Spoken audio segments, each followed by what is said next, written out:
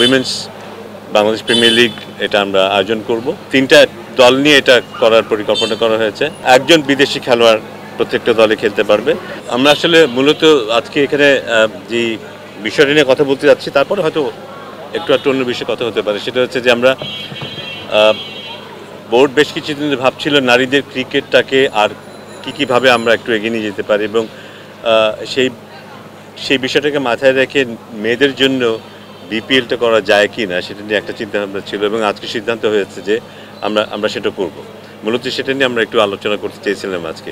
এর বাইরে অন্য কোনো প্রসঙ্গ থাকলে সেটা নিয়ে কথা বলবো, বাট মূলত সেটা নিয়ে আমরা আলাপ করতে চাই আজকে।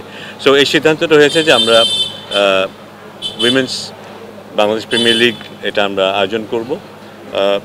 3টা দল নিয়ে এটা করার পরিকল্পনা করা হয়েছে, এবং এটা এই বিপিএল শেষ হবার পরপরই অনুষ্ঠিত হবে, এবং এর ডিউরেশন 8 থেকে 9 দিনের মতো ডিউরেশনের মধ্যে শেষ হবে।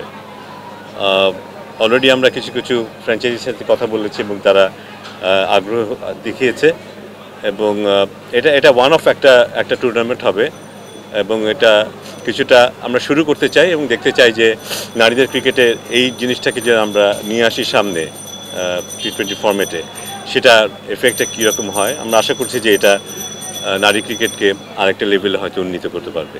বলাই বাহুল্য আমরা চেষ্টা করব যে সেই সব বিষয়গুলো, টেকনিক্যাল বিষয়গুলো, আর্থিক বিষয়গুলো বলি বা অন্যান্য টেকনিক্যাল বিষয়গুলো, সেগুলো আমরা আগে থেকেই ভেবেচিন্তে কাজ করার চেষ্টা করব। আমরা সবাই জানি যে বিপিএল নিয়ে যখন প্রথমে সিদ্ধান্ত নেওয়া হয়েছিল এই বছরে বিপিএল আমরা আদৌ করতে পারবো কি না সে নিয়েও একটা প্রশ্ন এসেছিল, কিন্তু এই অভ্যুত্থানের পরে যে অবস্থা দাঁড়িয়েছিল, অনেকগুলো দল ছিল না, হাতে মাত্র 3টা বা 4টা দল ছিল।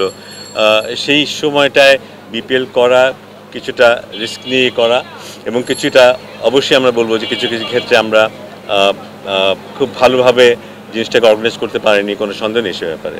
বাট আশা করছি সমস্যাগুলো আস্তে আস্তে দূরীভূত হবে। তবে মেয়েদের এইটার ব্যাপারে আমরা রিসেন্ট বিপিএলের যে অভিজ্ঞতা সেটাকে ডেফিনেটলি আমরা কাজে লাগাবো।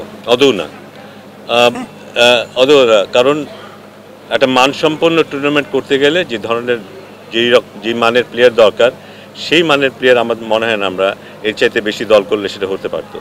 সেটাই বড় কারণ। আমরা এটা ভেবেছিলাম যে 4টা দল নিয়ে করা যায় কি না, সেক্ষেত্রে ওইটাই একটা বাধা হয়ে দাঁড়িয়েছে। আমরা চেষ্টা করেছি শুধু একটা টুর্নামেন্ট করা না, যেখান থেকে হয়তো প্রোডাকশন হবে, অনেকে হয়তো আয় হবে, এইসব হবে, কিন্তু আমরা আলটিমেটলি যেটা চাই সেটা হচ্ছে খেলার মানটা কীভাবে বাড়ানো যায় সেটা। আমরা মনে করেছি যে 3টা দল নিয়ে যদি আমরা এটা আয়োজন করতে পারি, সেই ক্ষেত্রে খুব কম্পিটিটিভ একটা টুর্নামেন্ট আয়োজন করা সম্ভব, এবং এর থেকে কিছু আউটকামও আমাদের ফেভারে আসতে পারে। 3টা দল 2টো রাউন্ড খেলবে, প্রতি রাউন্ডে 3টা করে ম্যাচ হবে, 2টো রাউন্ড মানে 6টা ম্যাচ হবে, তারপরে ফাইনাল হবে, টপ 2টো টিম ফাইনাল খেলবে, এই মিলে 7টা ম্যাচ হবে। একজন বিদেশি খেলোয়াড় প্রত্যেকটা দলে খেলতে পারবে, এবং আমরা প্রাথমিকভাবে যে সিদ্ধান্ত নিয়েছি প্রত্যেকটা দলে 15 জন করে দেশীয় খেলোয়াড় থাকবে, এবং বিদেশি খেলোয়াড় রেজিস্ট্রেশনটা আমরা ওপেন রেখেছি, কিন্তু প্রত্যেকটা দলে একজন করেই মাঠে বিদেশি খেলোয়াড় নামতে পারবে।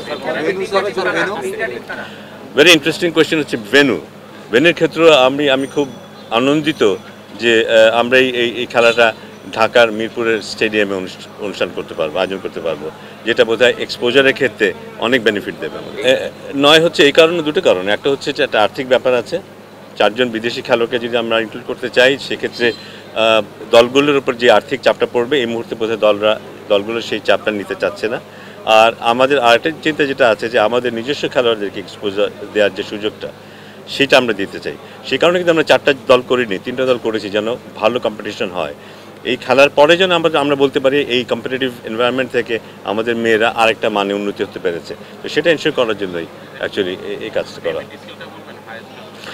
এটা কিছুটা আমরা চিন্তাভাবনা করেছি, কিন্তু ঠিক বলার জায়গায় এখন আমরা আসিনি। হয়তো 2-1 দিনের মধ্যে এই ব্যাপারে আমরা একেবারে আরও সুনির্দিষ্টভাবে বলতে পারবো।